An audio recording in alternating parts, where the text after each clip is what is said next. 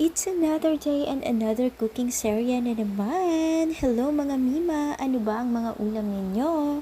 So for today nga magluluto ako nitong ulam na ito. I haven't tried na lagyan ang tokwa ng chicken. So ito try ko this time. Ayan, igisa muna natin ang bawang at sibuyas and then ito yung aking prepare na sauce. So kuluan lang natin yan and then nilagyan ko nga pala yan ng sabaw.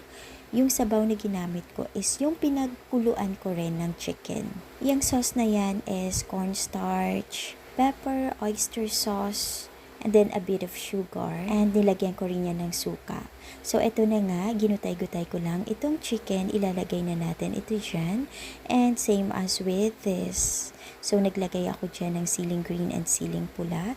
And of course, yung pritong tokwa. So, here we go. Nilagyan ko ulit yan ng sabaw. Kung